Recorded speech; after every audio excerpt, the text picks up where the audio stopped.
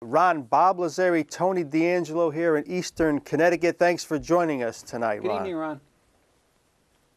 Hello? Ron, are you there? Bob. There he is. He's here. Hey, is this you, Bob? It is, Ron.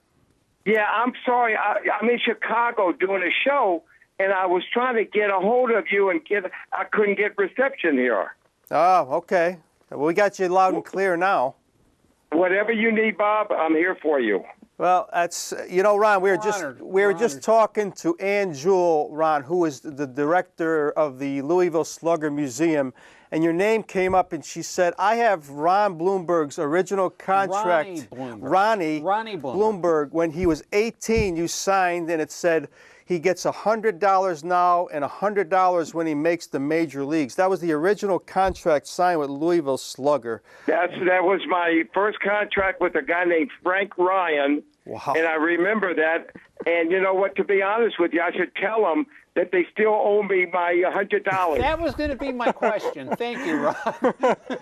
I should tell them they still owe me my $100 plus interest. And unfortunately, he wouldn't even make. I couldn't even buy a hamburger nowadays, Again, for our viewers, Ron Blomberg, Tony, born in Atlanta, Georgia, drafted by the Yankees, first round of the '67 draft. Yeah. Played 8 seasons in the league between '69 and '78 for the Yankees and White Sox. Lifetime .293 hitter. He had over 224 career RBIs in 461 games. Of course, he is the trivia question that we hear all the time, the first ever DH in Major League history. And again, Ron, it's an honor to talk to you. And we usually start out with our former players asking, now you're down in Georgia. Growing up, I knew you were one hell of an athlete in every sport, Ron. And some athletes, we always ask the athletes and basically the teams you follow when you were a young kid. Well, Bob, I think, when I was growing up down in Atlanta, I was very, very lucky throughout my life that my parents let me do what I wanted to do. And it wasn't just nowadays, all these players, they play one sport. That's all they do. Back when I played, everybody played everything.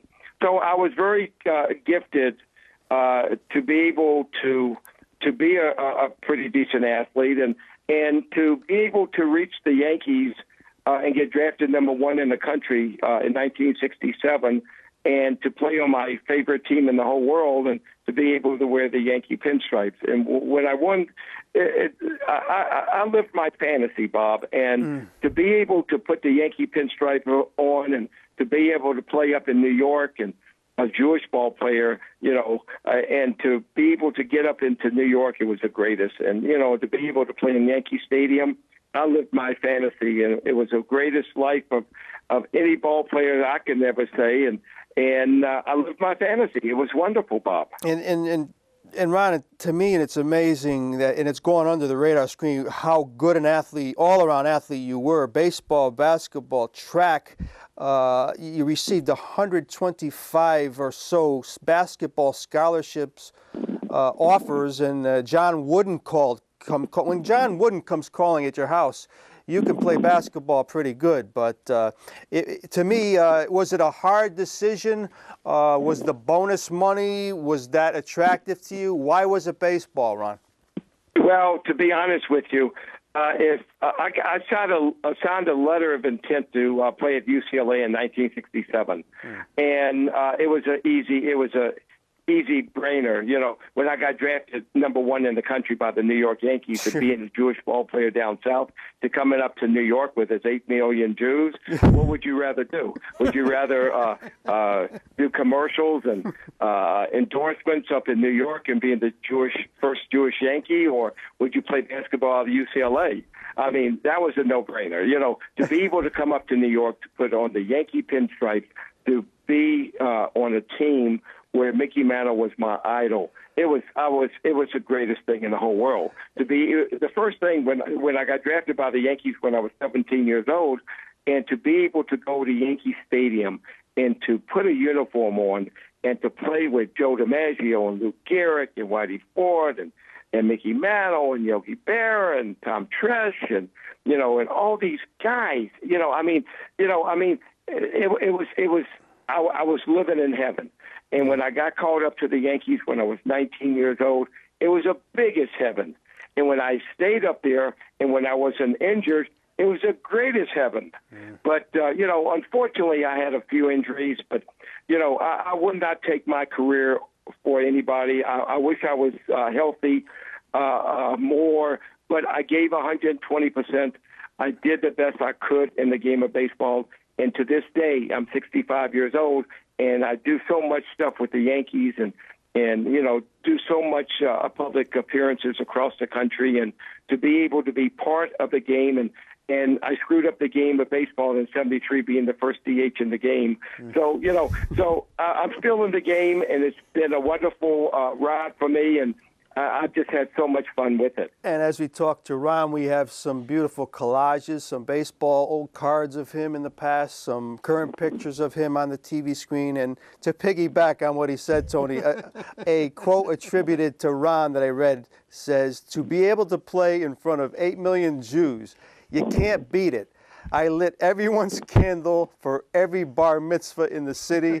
It was like I was related to everyone. They named a sandwich after me at the Stage Deli." That means you've made it in New York. Isn't that terrific? Oh, you made it. Let me tell you something. The first thing I did when I was 17 years old and got drafted by the Yankees took me to a place called Toots Shores. You probably remember it. Yes.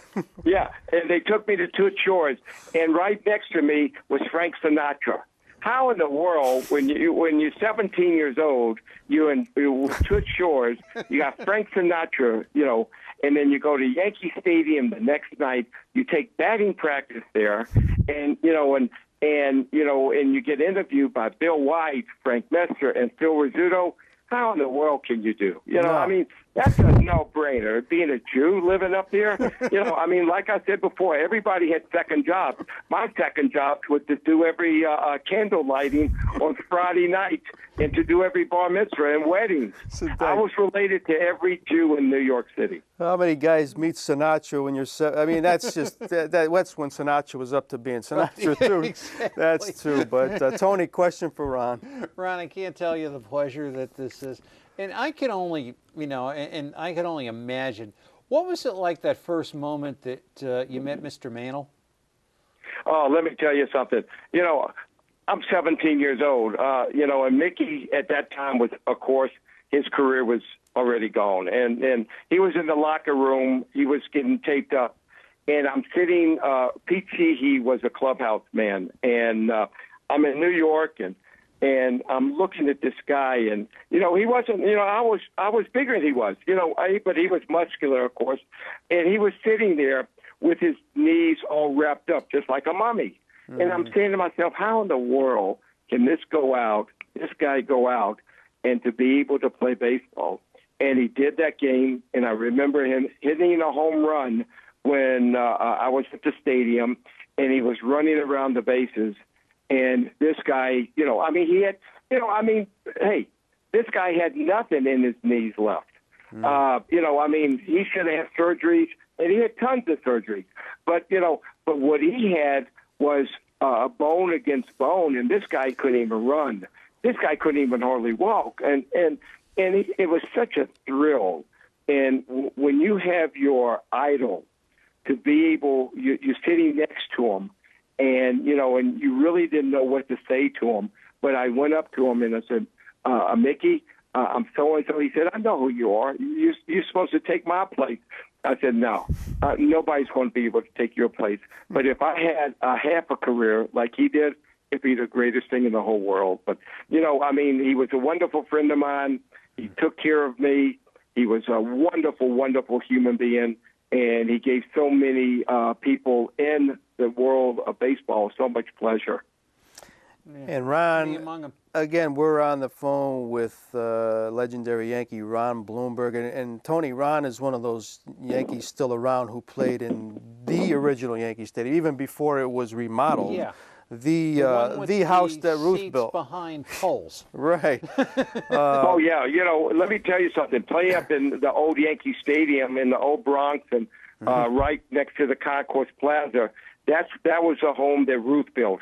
And to do a lot of stuff with the Yankees now, I'm in the home that Derek Jeter's built. So it's fun to be able to go over from old Yankee Stadium to new Yankee Stadium. But to be honest with you, I really miss the old Yankee Stadium. We do too. The new Yankee Stadium is wonderful. It's unbelievable. It's a museum. But, when that has been your home for many, many years, and you just, fantasize that, Sonny Liston was there, and Muhammad Ali was there, and the Pope was there, and the New York Giants were there. And, now, it's a new stadium with Derek Jeter's there, and Madonna's been there, and all those guys. So, it's, hey, let me tell you, it's the best of both worlds. I was in one great stadium. Now I'm at another great stadium, so I'm very, very lucky. And as far as hitting at the old Yankee Stadium, it's always been known to be advantageous for left-handed hitters, Ron. It still is, the new place. Tony and I were out there, and there's almost like a wind tunnel out there now, which is unbelievable. But back when you played in the old place, you put up some nice power numbers. How was it to hit in the old Yankee Stadium?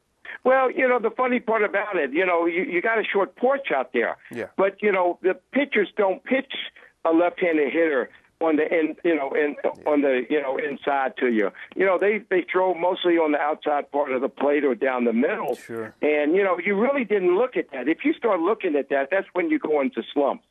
The old Yankee Stadium, you got the small power line right directly down right field, and then it shoots out to right center, probably around about 390. And of course, center field back when I played, it was 461. But people, now you look at the stadium now, but if you look at it, the bats are a lot better. The ball's a lot harder.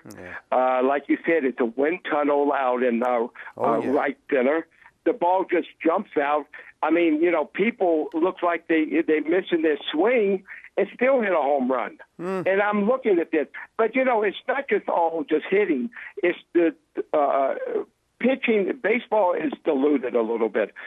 There's one or two pretty good pitchers on the staff, and after that, you got 3, 4, 5 is, mostly a secondary pitcher. When we played, you had 4 real good pitchers at all time. But I'm not taking it away from the guy. Hey, if you hit a home run, you hit a home run. But these ballparks are so much smaller now, and like I said before, you really got to hit the ball, in order to hit a home run. But I'm seeing so many opposite field home runs like I've never seen before. Yeah. But hey, that's what part of baseball is. That's why the DH was so good, because I love offense. I love to watch home runs, and I love to see base hits. And that day that you were the first DH, Ron, were you aware of that? Was it something that you learned after the game? Was it something that you knew was going to happen? Were you at the time? Obviously, you probably weren't going to know that you would be a major trivia question years and years after. But what was your recollection of that day? Well, to be honest with you, of course, hey, it was brand new. Nobody had any idea. No, I had no idea I was the first DH till after the ball game was over with. Nor, I thought it was going to be in existence for 40 years. This is the 40th year anniversary of the DH. Sure. I thought, to be honest, it was a gimmick. I thought that it was going to last for 30 days. I thought it was a glorified pinch hitter. Nobody had any idea what to do. I mean, nowadays, the people don't realize it's the top paying position in the American League now. And it's great for the game of baseball. And, I never thought that I was going to be a trivia question after 40 years. I screwed up the game of baseball in 73, but I love it. And, it's been fun to be part of the history of baseball. People, if you look at baseball and the history of it, people would always recognize one thing about a ball player. And, and this has been recognizable in everywhere, in every city I go to. When I'm up in New York all the time, it's two things.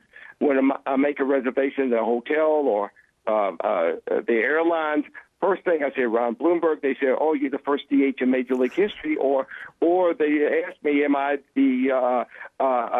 related to Mayor Bloomberg?" And I said, "Yes," to both of them. So I have nothing to lose out of it. So it's been a great ride for me. No. I have such a great. I have fun. Life is meant to have fun. I've been very lucky, been very blessed. I've lived a fantasy. I got 2 kids that are physicians. I got a wonderful wife. I got a great family. And, I got so many great fans. When I go up to New York, they're so great to me. To this day, the people are just unbelievable to me. And the Steinbrenners, and, they're just wonderful people to me, and I love them to death. And we also have to say Ron has a birthday next week, Tony. So an early happy birthday to you, and Ron. Happy birthday, Ron. And, hey, I'll be a Medicare. So next year when you see me at Old Timers Day, so what I really want to do at Old Timers Day next year, if they invite me, and they invited me for the last 15 years in a row, what I like to do is get one of my hover rounds, one of those scooters, and I want to get up to bat, and I want to be the first one in Yankee Stadium history to get a base hit with one of those hover rounds and go from home to first base. That's what I want to do. I bet you could still swing, too. Tony, question. And Ron, I loved looking at the list of managers that you played for. And I mean, it's like a baseball who's who. Billy Martin, Ralph Houck, Bill Verdon, Bob Lemon, Larry Doak. Who did you like? What did you learn? And, maybe somebody that you didn't like as much as someone else? Well, I think Ralph Houck was a player's manager. Ralph Houck was that's why they called him the Major. And you would never hear anybody ever talk bad about Ralph Houck. Ralph Houck was he was great for the game of baseball. He was a great teacher. He had some great coaches, Elston Howard, Dick Hauser, Jim Turner, Whitey Ford, Yogi Berra. He had some wonderful coaches. I think the strangest manager that I have ever had to be Billy Martin. Billy, I had him for like 4 times in 4 years. And, he got fired every 4 or 5 months and gets a new manager, and then he comes back. But Billy was a good manager. But Billy did not have the control of a team like Ralph Houck had. Ralph was a player's coach. This is a guy that, just like Thurman Munson, we always used to talk about, the managers that we actually did have. And it's been great. I mean, I've had such a, great time with all that stuff. And when you have great managers like I had, when I was with the Chicago White Sox, I had Larry Doby, and then I had Donnie Kessinger, and Tony La Russa was my first base coach. So I've had such a great time, and I've been very, very blessed and very, very lucky in my life. And I'm up in Chicago now. I'm doing an autograph session with a great a program, Jews in Baseball, and it's a print. And I don't know if you have ever seen it before, but it's all the Jewish athletes that has played baseball in the big leagues, from the Sandy Koufax to Art Shamsky, myself, Kevin Youkilis. So it's really been great. It's so I'm up here, promoting the Jewish baseball players, and I've had a great time doing it, and I've had a great time in my life. It sure has. And that, again, Ron had mentioned earlier, Tony, how many injuries. I mean, he missed seasons because of injuries, running into walls, whatever in the outfield, knees and shoulders. How is your health today? Is there any long-lasting things, Ron, if we may ask? No, thank God. I've been very, very healthy in my life, and And that's why I got 2 doctors in my family, so they take good care of me. My daughter's a physician, and my son's a doctor. Oh. So, I have the best of both worlds. Thank God I work out every single day. Thank God that, I've been very blessed with a pretty decent body, but unfortunately my body fell apart when I played professional athletics. But right now I'm in good health. And the dear Lord up above is watching after me and taking good care of me, and be able to talk to people like yourself every year, and with you, Tony, and Bob, and it's great to be able to to have a great conversation with y'all. Well, it's great to hear your health's good, because unfortunately, like one of your old teammates, Ed Herman, we hear he's not doing that well at all, Ron, sad to say. Oh, he's not? No, he's not, and I'm in touch with his wife a lot, and I know you did play with him in New York, and he was a former guest on this show, hell of a guy. We had a lot of fun with Ed, man. But all we could do is wish and hope him for the best, hope for his health to be the best it can possibly be. People don't realize we have such a small fraternity, and when somebody passes away, I know that Bob Turley was a dear friend of mine, and he pitched way before I did. I became very, very close friends with him, and of course Moose Skyron passed away, and George Scott just passed away a few weeks ago. And you see this, and our fraternity is such a small fraternity, and we are so close. We don't see each other all the time, but I tell you one thing: when we do see each other, it's a brotherhood, and we have such a great. When you're a professional athlete, baseball, basketball, football, it's like I said before, we're brothers, and we do anything for each other. And when somebody passes away, and it's hard on us. And I remember when I was on the cover of Sports Illustrated in '73, and I was on the cover with Bobby Mercer, and Bobby passed away, 4 or 5 years ago, and I see Kay Mercer all the time at Old Timers Day, and I see Helen Hunter, Catfish Hunter, wife, and Arlene Howard, who was Elston Howard's wife, and I see Jill Martin, of course, Billy Martin's wife. So, our fraternity is not real big, but I tell you one thing, it's very, very strong.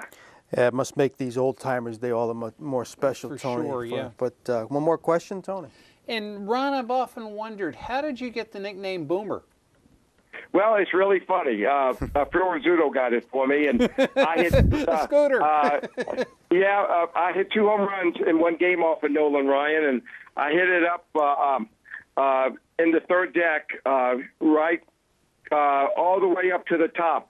To that day, Phil Rizzuto said, "This guy is a boomer," and it's really funny. After that, David Wells became the boomer, and George Scott became the boomer. But I always tell people, I'm the original boomer. You're the original boomer. You are, and you still are. But one last question. We got about a minute left, Ron. You played that 1 year in Chicago. As you mentioned, you had 150 or so at bats. Was it an enjoyable, after all the years in New York, was it an enjoyable experience? And tell our viewers what kind of baseball town Chicago is. Well, Chicago is a wonderful town. Yeah. I mean, it's just like St. Louis. You couldn't beat, of course, you got the Cubbies, you got the White Sox. And unfortunately, when I played with the Sox, I was injured. Bill Veeck took a gamble on me, and I knew I wasn't, really 100% ready to play, and I knew my career was ended. But Bill Veeck took a gamble on me, and it worked, for a few games. But I tell you one thing. Let me tell you the funniest part. Mm-hmm. I knew the second year in spring training when I was at the White Sox down in Sarasota, down in spring training, and people, I don't know if knew that Bill Veeck had a wooden leg. Mm-hmm. And Bill Veeck, I'm taking batting practice. Bill Veeck was on first base talking to Lamar Johnson. Mm-hmm. I remember that. Mm-hmm. I hit my best line drive at that particular time. He stuck up his wooden leg, and the ball hit his wooden leg, and it just dropped. and I knew my career ended. That ended my career then. I knew that I could not play baseball any longer. And I knew that Bill Beck, with his wooden leg, could catch my best hit, and it just dropped in front of him. Yeah. I knew my career ended. That might have been that's a strange sign, but Ron Blomberg knew. And that's all that counts. Ron, our time is up, my friend. We hope to be able to talk to you again sometime. We probably just scratched the surface. We want to wish you continued luck in your work with the Yankees and your signings and out there. Have fun. I'll continue to stay in touch, and we'll talk down the road. Thank y'all very much. Y'all the best. Anytime you need me, please don't hesitate to call. And I love y'all to death. And if people will look at the JewishBaseballPlayers.com, it's the old paintings of the greatest Jewish ball players, and it's a wonderful, wonderful print. We'll check that out. Ron, take care, my friend. We'll talk soon. Good night, Ron. Thank y'all very much. God bless. Bye-bye. Thank you.